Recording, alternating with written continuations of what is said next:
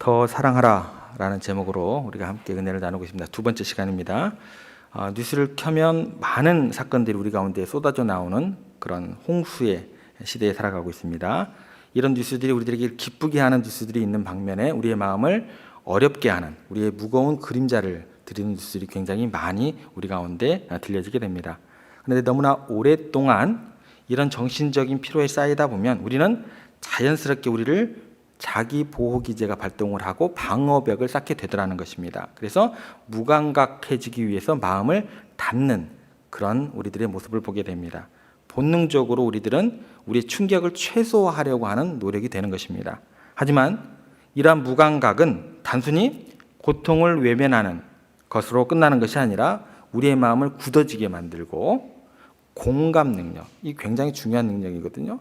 공감 능력을 떨어뜨리는 결과를 초래하게 됩니다. 그래서 찬양 제목 가운데 공감하시는 주님에 대한 그 가사도 있어요. 이 공감이라는 것은 크리스찬들에게 굉장히 중요한 하나의 덕목이다라는 것입니다. 더욱 심각한 것은 뭐냐면 이런 무감각함 또 이런 공감 능력의 부재가 지속되다 보면 이게 그냥 그대로 끝나는 것이 아닙니다. 내 가운데 분노가 이제 축적이 되더라는 거예요.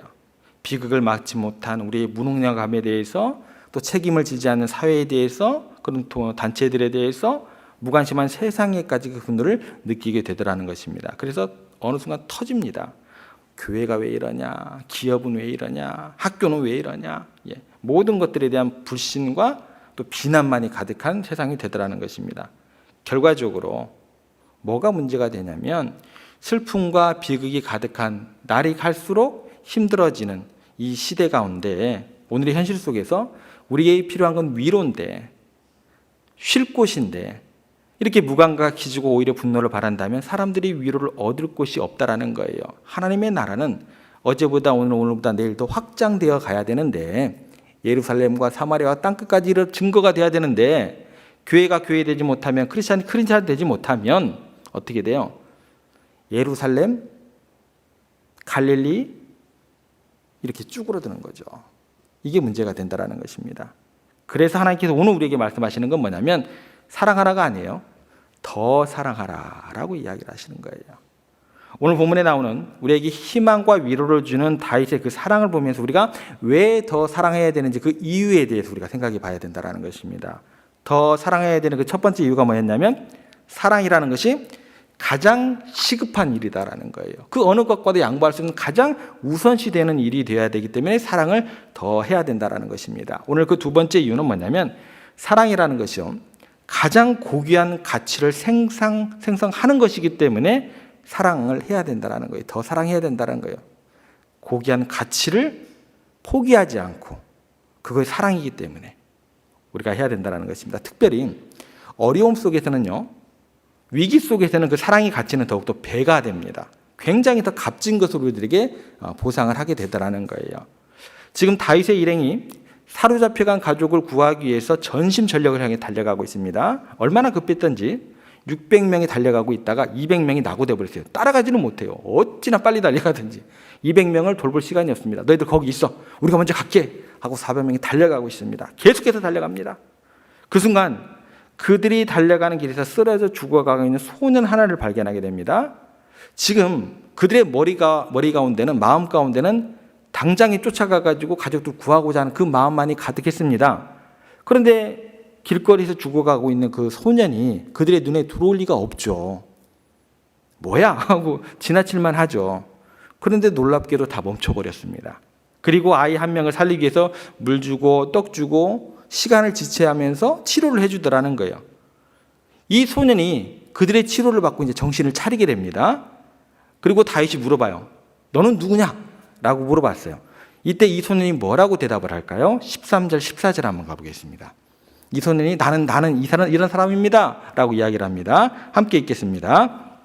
다윗이 그에게 이르되 너는 누구에게 속하였으며 어디에서 왔느냐 하니 그가 이르되 나는 애굽 소년이요 아말렉 사람의 종이더니 사흘 전에 병이 들매 주인이 나를 버렸나이다.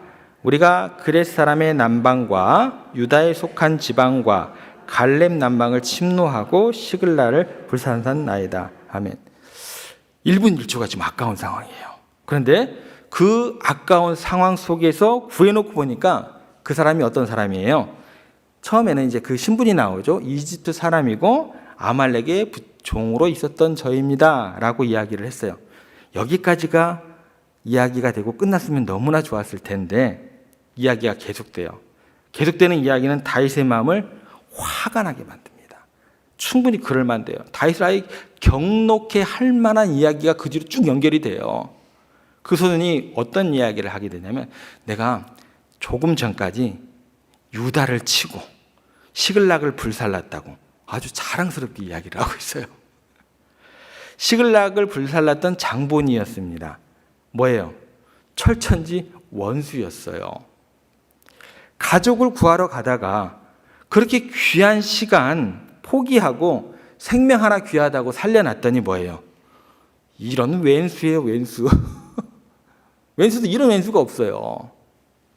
지금 이 소녀는 자기를 살려준 사람이 유다 사람이었다는 것을 생각조차 했을까요? 못했을까요? 못했을 거예요. 자기가 지금 무슨 짓을 한지도 모르고 우리가 시글락을 불살랐습니다. 아주 자랑스럽게 지금 이야기를 하고 있는 이 소년이다라는 것입니다. 여러분, 다윗이 변화된 후입니다. 위기에서 구원받은 후에 다윗이 변화된 후에 사랑을 베풀었어요. 이 정도 되면 내가 변화됐으면 그 사랑의 열매가 어떻게 돼요? 좀 달아야죠. 좀 풍성해야죠. 따뜻해야 되잖아요. 내가 어떻게 결단하고 내가 사랑을 베풀었는데 그렇지 않아요? 변화된 이후에 사랑을 베풀었는데 그 사랑의 열매가 다윗을 더욱 아프게 하네요. 더욱더 찌르는 가시같이 다가오게 되나요? 여러분, 이 정도 되면 여러분 사랑할 맛이 날까요? 안 날까요? 어떠세요? 내가 이를 악물고 내가 사랑합니다 라고 하고 내가 선을 베풀었어요. 근데 그 사람이 저를 더 찔러요. 이거 사랑할 맛 나겠습니까 이거? 어떠세요? 에이트, 내가 괜한 짓 했다. 그냥 가던 길 갈 걸 뭘 저걸 내가 봐가지고 저걸 구해가지고 평소처럼 가는 길을 갈 걸. 한 농부가 길을 가다가 호랑이가 울부짖는 소리를 들었습니다. 그냥 지나가려다가 그 소리가 너무나 처량하게 들리는 거예요. 이리저리 살펴봤더니 그 호랑이가 큰 웅덩이에 빠져 있는 것입니다. 거의 기진맥진해 있었어요. 그냥 지나가려다가 이 농부가 사랑이 많은 농부였어요. 그래서 그 호랑이를 위해서 그 웅덩이에 사다리를 내려서 구해 주었습니다.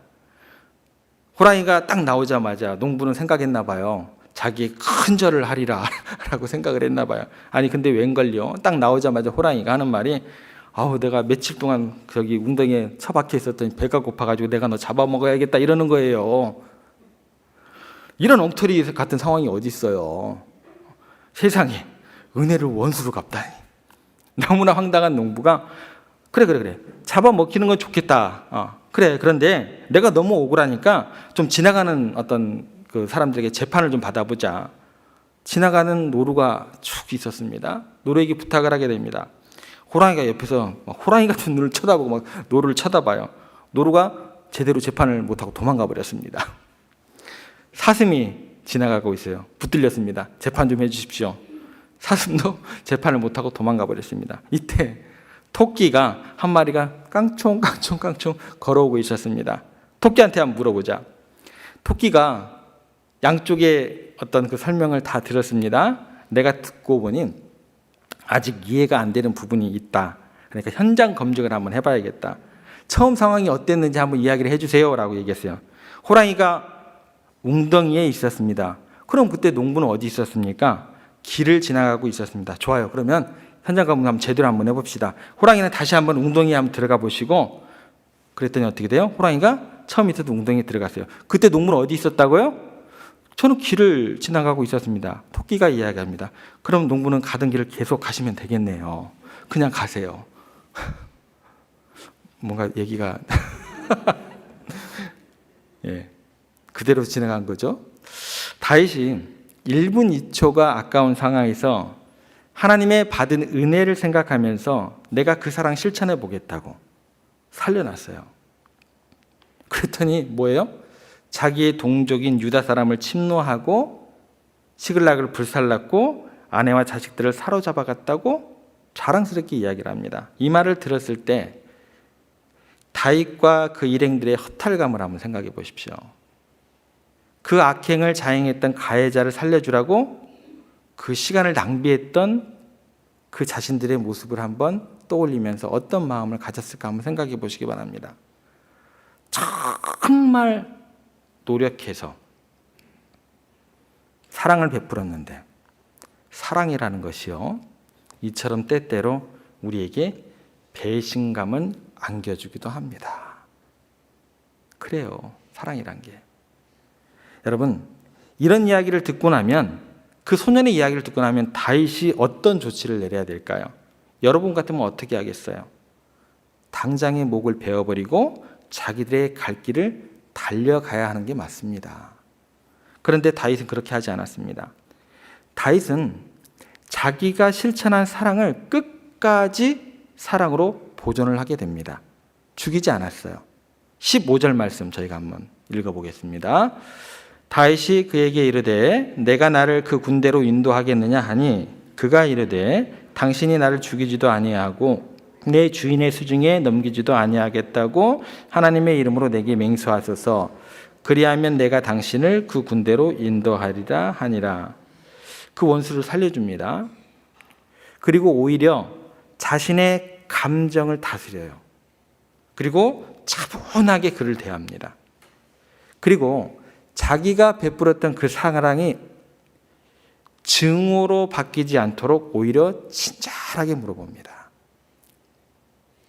그리고 그 원수에게 부탁하지 않아도 되는데 부탁을 합니다. 우리를 인도해 주지 않겠느냐. 이 그 다윗의 접근 방법을 잘 생각하셔야 돼요. 사랑은요, 이처럼 모든 감정을 다스리고 극복하고 참아내고 견디면서 실천해야 하는 가장 고귀한 가치라는 거예요. 여러분, 그래서 옆에 사람들과 인사하겠습니다, 사랑합니다, 이게 안 돼요. 어떻게 한다고요? 제가 좋아하는 사부님이 했던 말이에요. 항상 이 악물고 사랑합니다. 이 악물고 사랑합니다. 감정을 다스리고 극복하고 참아내고 견디면서 실천해야 되는 게 뭐예요? 그게 사랑입니다. 사랑입니다. 그것은요, 어떤 형편에서도 어떤 상황에서도 포기해서는 안 되는 절대적인 가치를 지는 게 그게 뭐라는 거예요? 그게 사랑이라는 거예요. 상대편이 내게 어떤 일을 행해도, 내가 어떤 관계에 처한다 할지라도, 내가 나중에 어떤 비밀을 안다 할지라도 여전히 사랑으로 지켜져야 하는 그런 가치를 담고 있는 게 그게 뭐예요? 그게 사랑입니다. 상대편이 만약에 지금 어떠한 행동을 하느냐에 따라서 달라지면 그건 뭐예요? 이미 그건 사랑이 아닌 거예요. 그걸로 사랑으로 착각하시면 안 돼요. 하지만 우리는 사랑합니다 라고 이야기를 하지만 뭐예요? 상대편의 반응에 따라서 달라지는 사랑을 하기가 쉬운 그런 연약한 존재들이다라는 거예요. 우리가 원래 그래요. 원래 그래요. 하지만 다윗은 지금 상대편의 모습과 관계없이 원수를 사랑하고 용납하고 사랑하고 있습니다. 이게 뭐예요? 이 순간 다윗의 위대함이 우리들 가운데 느껴지게 되는 것입니다. 그렇다면 다윗의 이런 위대함은 어디서부터 가능했을까요? 어디서부터 이렇게 위대함이 시작될 수 있었을까요? 이것을 우리가 한번 생각을 해봐야 돼요. 우리는 그게 안 되는데 이 순간 왜 이런 선택을 하게 되었을까? 그러면 우리도 좀 그 선택을 할 수 있는 가능성이 좀 높아지지 않을까요? 다윗은요, 자기 자신이 친히 그 사람과 같은 처지에 있어 봤기 때문에 이게 가능했다라는 거예요. 사실 자기가 블레셋에 망명했을 때 꼼짝없이 블레셋 편이 되었어요, 안 되었어요? 되기 싫었는데도 될 수밖에 없는 처지에 놓였었습니다. 그들과 함께 전투하기 참여하기가 싫었어요. 근데 참여할 위치가 되어버렸어요. 더구나 그 대상이 자기들과 같은 민족이었음에도 거절을 하지 못하고 내가 앞장서겠습니다. 자기 마음에도 없는 소리를 크게 외치면서 전쟁에 앞장서게 해달라고 말할 수밖에 없었던 처지에 누가 놓여 있었던 거예요? 다윗이 그런 처지에 놓여 있었던 거예요. 그렇다면 아말렉인들의 노예로 잡혔던 이 소년이 무슨 죄가 있겠어요? 그 주인 따라서 전쟁터에 나갈 수밖에 없었고 시글락을 불사르는 그 자리에 있을 수밖에 없었어. 그렇지 않았겠어요? 다윗은 그 죽어가는 소년의 모습 속에서 어쩌면 조금 전에 자신의 모습을 그대로 보고 있었는지도 몰라요. 근데 중요한 건 뭔 줄 아세요? 그걸 보면은 그 사람에 대한 그 부족한 모습들이 나로 인식이 돼야 돼요. 근데 이것도 우리가 쉽지가 않아요. 다윗은 그 죽어가는 소년의 모습을 통해서 자신의 모습을 조금 전에 자신의 모습을 보고 있다라는 것입니다. 어쩌면 다윗은 이렇게까지 생각했을 거예요. 내 자신이 저 소년보다도 형편없다. 나는 더 내세울 것이 없다. 저 소년이 차라리 나보다 낫다. 왜요? 많은 사람들이 자기를 향해서 돌을 들게끔 했던 그 소년은 아닌 거잖아요. 다윗의 잘못된 선택 때문에 더 많은 사람을 공경에 빠뜨렸던 게 누구예요? 다윗이잖아요. 다윗이 무슨 생각을 했겠어요? 차라리 저 소년이 낫다. 내가 더 못난 놈이지. 내가 더 참 형편없는 놈이지. 어쩌면 그런 것들을 그 소년을 통해서 발견했을 것이다라는 거예요. 그 순간 다윗에게 소년은 자신만큼 소중한 사람이 되는 거예요. 어쩌면 자신보다 더 나은 사람이 되는 거예요. 그래서 그 전쟁의 와중에서도 적군이 버린 죽어가는 소년이 원수였다는 것을 알았음에도 불구하고 긍휼을 베풀 수 있는 그런 여지가 남았다라는 것입니다. 여러분, 긍휼과 사랑이라는 것은요, 그냥 내 결단에 의해서 따라가는 게 아니에요. 내가 신앙생활 한 50년, 한 60년, 70년 해서 성경 좀 빠삭하게 알았다고 해서 그게 따라오는 게 아닙니다. 내가 기도 한 1000시간, 10,000시간, 금식 좀 하고, 또 뭐 철야 좀 하고, 아무짝에도 쓸모없어요.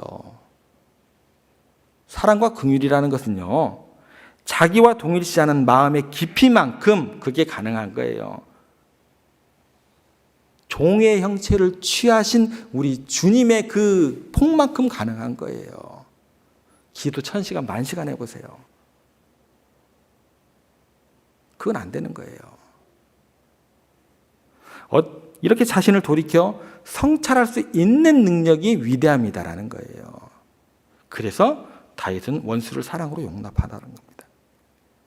그랬더니 얼마나 놀라운 일로 연결이 되냐면, 놀랍게도 그 긍휼을 베풀었던 그 사랑을 통해서 원수가 아군으로 바뀌게 됩니다.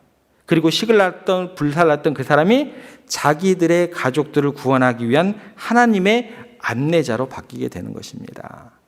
그렇게 하나님께서 간절히 기도했던 다윗의 기도에 응답하는, 그리고 승리를 보장받았던 그 기도의 응답이 누구를 통해서 이루어져요? 내가 베푼 그 사랑의 대상을 통해서 이루어지는 것을 경험하게 되더라는 거예요. 우리가 바라는 진정한 소망은 결국 우리가 끝까지 포기하지 않는 사랑을 통해서 우리에게 주어질 수도 있다라는 것입니다. 여러분, 이거 믿으셔야 돼요. 하나님께서 주시는 기도의 응답도 우리가 행한 사랑을 통해서 응답받게 될 수 있다라는 것입니다. 아말렉의 종이었던 이 애국소년이 이렇게 변화되고 협력자가 되고 오히려 모든 사람을 구원하는 데 결정적인 역할을 한 이유는 협박을 받았기 때문이 아니에요. 칼 들이대고도 안내해 안 해, 이게 아니다라는 거예요. 뇌물을 먹었기 때문이 아니에요. 제가 백날 여러분들에게 하나님이 여러분을 사랑하십니다. 그 사랑의 은혜에 감격하심으로 여러분들 하나님께 섬기셔야 됩니다. 이거 하고 여러분들 새벽기도 안 나오시면 출석 부를 테니까 사랑으로 사람의 관계가 바뀌고 가치가 바뀌어야 됩니다. 그걸 기다리고 계시는 거예요, 우리 주님께서 여러분들에게. 그가 사랑받고 나니까 원수에게 어떤 그가 순간적으로 뭐가 돼요? 친구로 변화되는 것입니다. 죄인도 원수도 친구로 변한다, 그거예요.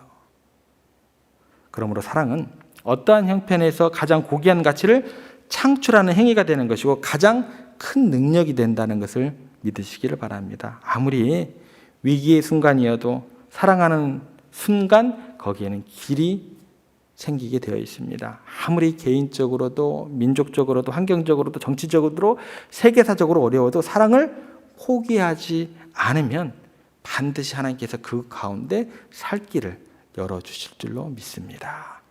우리는 상대편이 내게 어떻게 하느냐에 따라서 내 사랑의 여부를 바꾸기 때문에 가정이 회복이 안 되는 거예요.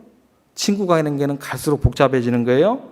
교회는 계속해서 시끄러워지는 것입니다. 하나님께서는 사랑에 대해서 절대적으로 상대화하지 않는 분이시다라는 거예요. 그래서 마태복음 5장 45절 가보세요. 이런 말씀이 나옵니다. 함께 읽습니다. 이같이 한즉 하늘에 계신 너희 아버지의 아들이 되리니 이는 하나님이 그 해를 악인과 선인에게 비추시며 비를 의로운 자와 불의한 자에게 내려주심이니라.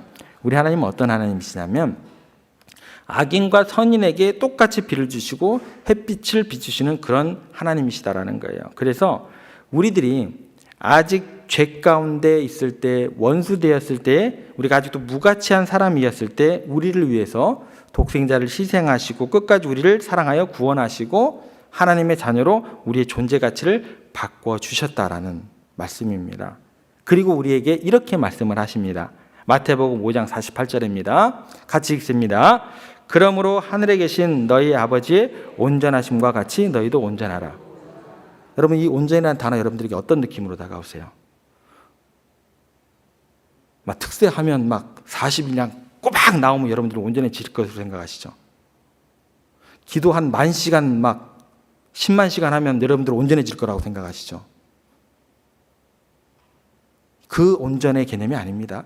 신앙생활 내가 한 5, 60년 해가지고 온전해지는 그런 게 아니에요. 아버지께서 조금 전에 비를 악인과 선인에게 동일하게 내리셨던 것처럼 그렇게 온전하라는 거예요.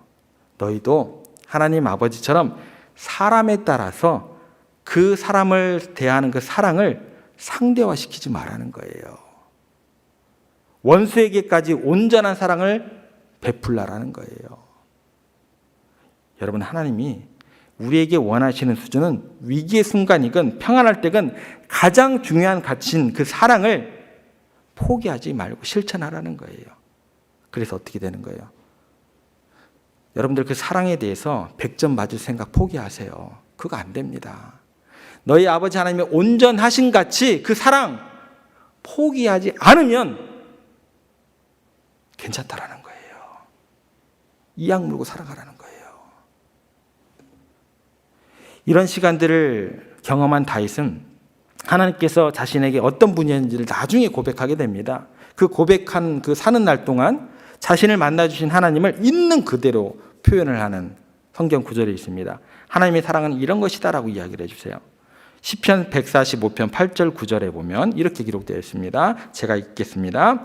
여호와는 은혜로우시며 긍휼이 많으시며 노하기를 더디하시며 인자하심이 크시도다. 여호와께서는 모든 것을 선대하시며 그 지으신 모든 것에 긍휼을 베푸시는도다. 악인과 선인이 아니에요. 저나 여러분들이나 모든입니다. 모든. 여기 앉아 계신 여러분들이나 아직 하나님을 나의 하나님으로 고백하지 못한 그 영혼들까지도 긍휼을 베푸시는도다. 세상은 하나님의 구원받아야 될 대상들이지 저주의 대상들이 아니에요. 복음을 증거하셔야 됩니다. 심판을 증거하시면 안 돼요. 심판의 때는 하나님만 하시는 거예요. 여러분, 하나님께서 우리를 향한 생각은 저주가 아니고 평안인 줄로 믿습니다. 우리를 너무너무나 사랑하시는 하나님인 줄을 믿습니다. 아무리 어려운 상황일지라도 여러분 사랑의 그 고귀한 가치를 힘들지만 포기하지 않으시기만 하면 돼요. 예. 아무리 상대편이 악하고 내게 무례하게 행해도 포기하지 않으시기만 하면 돼요.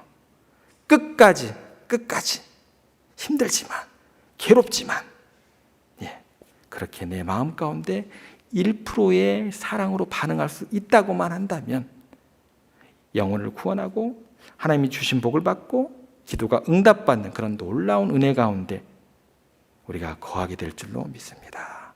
그런 하나님의 놀라운 능력을 여러분들을 삶에서 경험하게 되기를, 그래서 하나님이 기뻐하시고 우리 모두가 행복한 그런 교회로 이루어 가시기를 주님의 이름으로 축복합니다.